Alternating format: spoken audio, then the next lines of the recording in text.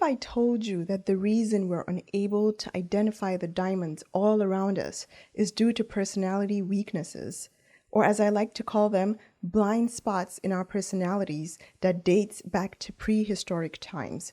What if I told you that we're all aware of these blind spots, we just don't know how they affect us? So what are these blind spots? Before I get into what these blind spots are, I should mention that they have been documented, explained, and interpreted in so many different ways over the years. Thought leaders like Nelson Mandela, business tycoons like Warren Buffett, spiritual leaders like Gandhi, philosophers like Socrates, even the founding fathers who wrote the Declaration of Independence all told us about these weaknesses. So why is it important to identify these weaknesses? Is because we want to become good versions of ourselves. We want to evolve and grow.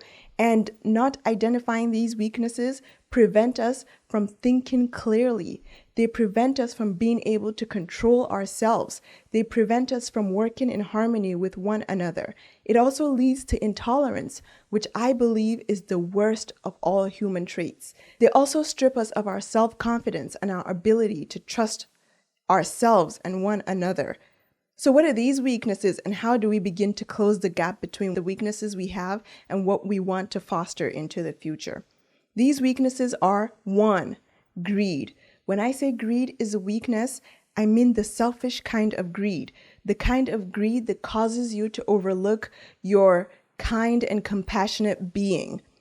A greedy person is almost always worried about their immediate need to ever worry about the need of someone else or how their actions is affecting other people.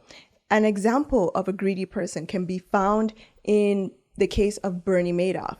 A lot of you might remember him as this so-called multimillionaire Wall Street banker who built his entire fortune on a pyramid scheme. He took money, or should I say embezzled, from organizations that were seeking to help cancer patients, that were seeking to eradicate hunger, non-profit organizations, businessmen and women who worked hard for everything they had just to support his lavish lifestyle and to impress his friends. And today he is spending life in prison for his insatiable greed. You know, I'm not saying that acquiring wealth is bad. You have to be able to feed your family. All I'm saying is you have to be aware of this relentless drive to acquire something you haven't worked for. The second weakness is jealousy or envy. This, I believe, can be of good use, and it is my favorite because I truly believe and I understand that if you are jealous of someone or envious of someone, it's really truly because you feel like you're lacking something in your life. And if that is the case, I think that you could use jealousy and envy as a motivation to chase your dream. The third kind of weakness is pride or egotism. This one is very tricky because there is positive pride and there is negative pride. An example of positive pride can be found in, for example, you accomplish something you felt was really difficult to accomplish. It's natural to be proud of yourself. The negative kind of pride is the pride that stems from arrogance or superiority, so you feel like you're better than someone or something. So self-centeredness, self-righteousness, all those kinds of prides are pretty bad for you because they give you this false sense of reality. And trust me, no one wants to be around anybody like that. The fourth kind of weakness is intolerance, which I truly believe is the worst of all human traits. And I love the Gandhi quote that says, "Tolerance is itself a form of violence and an obstacle to growth of a true democratic spirit." Intolerance almost always leads to discrimination and eventually leads to oppression.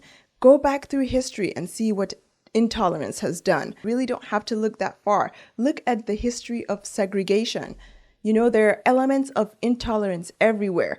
We human beings, we come in all different shapes and sizes. We come from different cultures, different backgrounds, different belief systems. We're not supposed to be the same. We have to learn to coexist with one another. The world is supposed to be shared. The fifth kind of weakness is revenge. This one is secretly rewarding, especially if you're successful at it. But what it does is it creates this cycle of retaliation. And have you ever heard of the saying, an eye for an eye makes the whole world blind? Eventually, someone has to take the high road. Someone has to choose to leave it alone and just move on. Okay, so now that we know what our weaknesses are, how do we begin to close the gap between our personality weaknesses and the potential of what we can be as human beings, what we could become? We start by one, being intentional with our words and our actions. What this does is it helps us define whether we're being positive when we're interacting with one another. The second is to begin to cultivate an attitude for prayer, meditation, or autosuggestion. What all these does, and I've heard people say that it helps them reprogram their mind. And if we want to be positive people in the community, we have to be able to reprogram our mind to let go of every negative thought that we have and negative actions that we tend to gravitate to naturally. This is what meditation, prayer, and autosuggestion does for you. The third is, I would suggest that you have to pick an attitude and be persistent. You have to train yourself in what you want to see, the outcome you want for your life. So you have to be persistent and you have to be resilient, because consistency is important. The only way you can build a good attitude for yourself and for the people around you is consistency. Nothing can be done if you're not consistent. Nothing can be achieved if you're not consistent. And lastly, remember the golden rule that says what goes around comes around. So everything you put out into the world, the thoughts you think, the words that come out of your mouth, will all come back to you. Just remember that when you're out there in the world and you're choosing the attitude and how you're interacting with people. Don't forget, we want to build good personalities for ourselves that help us in the future, help us succeed, help us become good versions of ourselves. All right, thank you guys. Don't forget to subscribe and leave a comment down below if you agree with all these weaknesses. See you guys next week. Bye.